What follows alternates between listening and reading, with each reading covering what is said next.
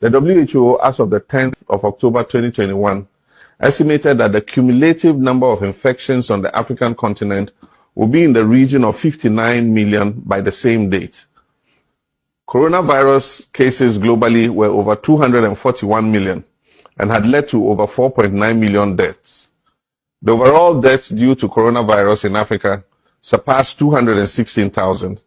Approximately 219 million people recovered from the disease. While the statistics remain favorable towards Africa, particularly regarding deaths, we cannot discount the impact of the pandemic on our continent. We mourn the lost souls, acknowledge the burden and sorrow of families and loved ones left behind. Unfortunately, our mother continent is lagging in terms of vaccinations.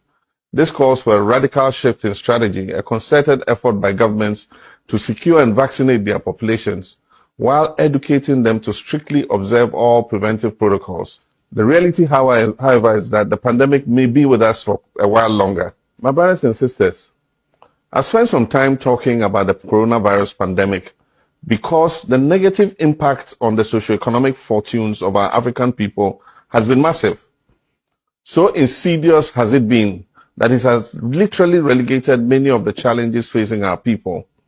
Challenges such as unemployment, bad governance, corruption, inadequate health facilities, poor roads, insecurity, and many others. Furthermore, revenues have been heavily affected as the demand for Africa's commodities such as oil, coffee, cocoa, and tourism has sharply declined. The African Development Bank states that Africa's GDP contracted to 2.1% in 2020, in what has been the worst recession suffered in half a century. The African Development Bank is forecasting a positive outlook, projecting that Africa's real GDP will be around 3.4%. However, this outlook is not set in stone. It is subject to unknown internal and external factors and conditions.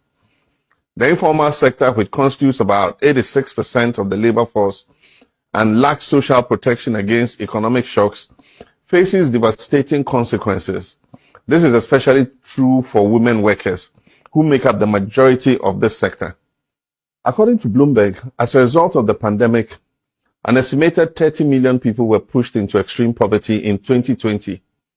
The report ominously suggested that in spite of the expected growth, another 39 million people could still be pushed into extreme poverty. Indeed, the world has become more fragile as we all face a common existential risk.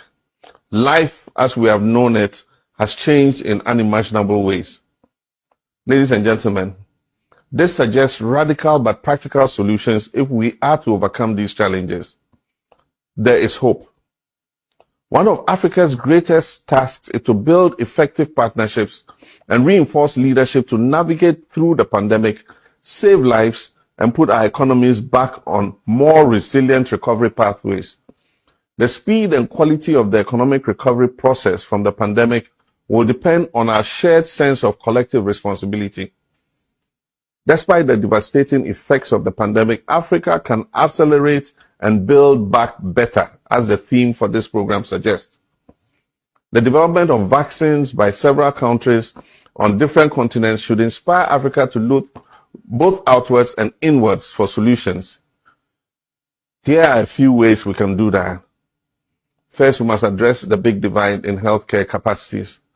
According to the Center for Disease Dynamics, Economics and Policy, before the pandemic, Africa had reportedly an average of only 135 beds per 10,000 people and 35 physicians per 10,000 people. More economically developed countries, by contrast, have 10 times that number of physicians and nurses and spend nearly 60 times more per capita on health. Africa can and must rise to this challenge. In addition, Africa must improve affordable access to medical supplies by building quality and cost-effective healthcare infrastructure and manufacturing capacity for pharmaceuticals, medicines, and vaccine production. This is why, as President of Ghana, I developed a program and supported Ghanaian pharmaceutical industries with stimulus packages to improve their efficiencies and enhance their productivity. Second, the digital divide has worsened and the pandemic laid this fact bare.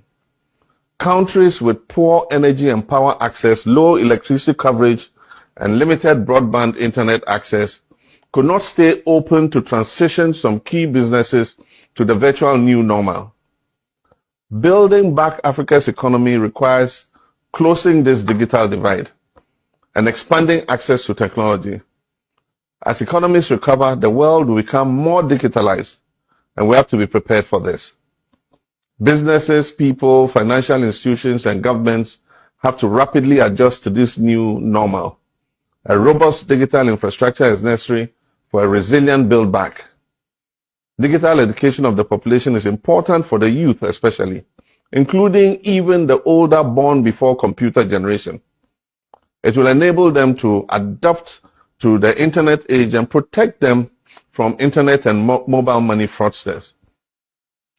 By all legitimate and cost-effective means, let us digitalize. We must also use regulation and government's positive policies and purchasing power to drive progress, deployment, and use of ICTs. We must be thinking ahead. We must be directing technology companies to focus on neglected areas that will impact the life of our people, such as in agribusiness and healthcare. The innovation must not become a bubble that will burst in the future. I like fintech companies, and during my time in office, we laid a strong foundation and promoted their growth. I further think fintechs must show more differentiation and diversify the seeming over-concentration on creating payment platforms that are high-yielding today. I'm excited by the development and growth of telemarketing and online internet shopping. It offers opportunities for young people to use motorbikes, scooters, bicycles, tricycles, and vans to do deliveries to various households and workplaces. By simply accessing an app, one can get anything from consumables to heavy equipment on platforms such as Jumia, Alibaba, Kiku, Bolt, Uber, and the many others that exist. We must also ensure cyber resilience. The third is the divide in the labor market. This has been further heightened by the pandemic. Those with skills are able to keep their jobs, while low-skilled workers, especially those employed in the informal sector, including small and medium enterprises, have lost their jobs. Many of these low-skilled personnel happen to be people who were already low-income earners. Imagine what many have had to endure as they struggle to survive.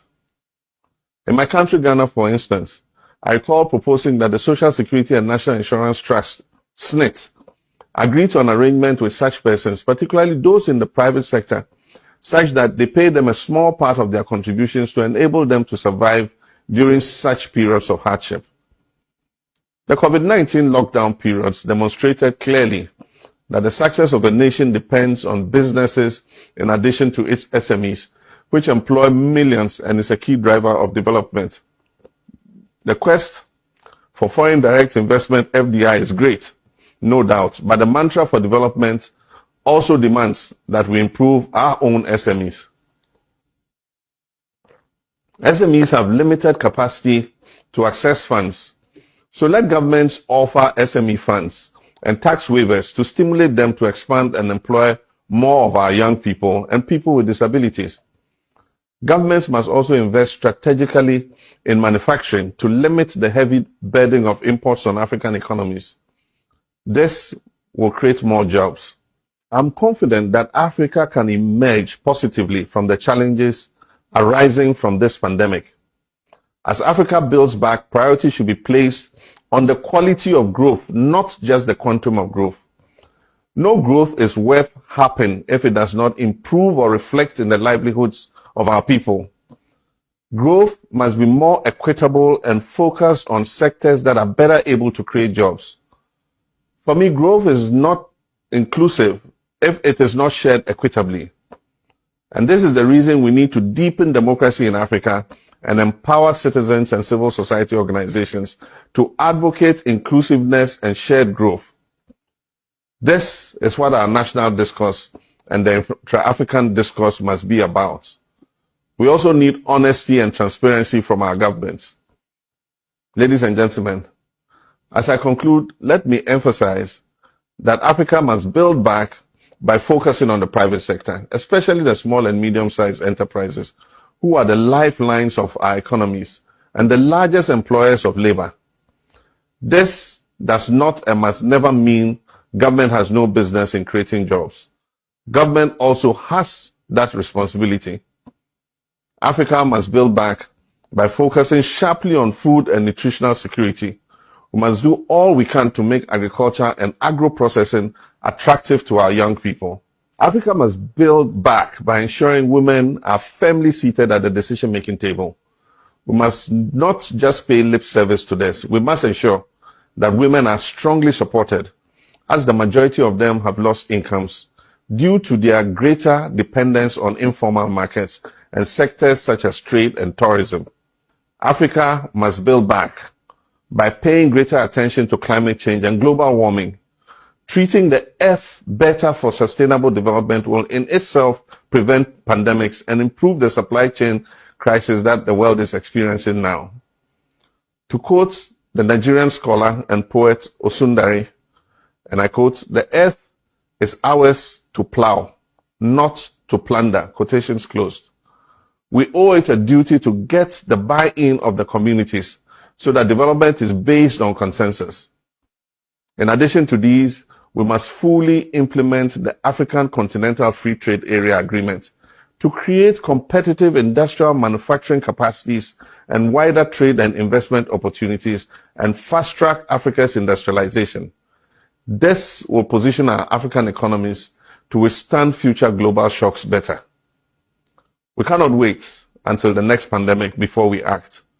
For the survival of our countries and our dear people, we must ensure that as the time changes, our people are ready to face their unknown. This is a time for the artificial boundaries that separate us to be erased.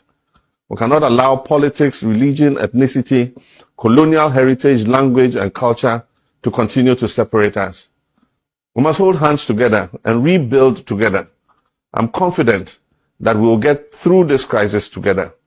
We're only as strong as the partnerships we build together. This moment calls for leadership that can navigate uncertainties and complexities and restore hope and confidence. Selfless, audacious leadership is what we need at this time.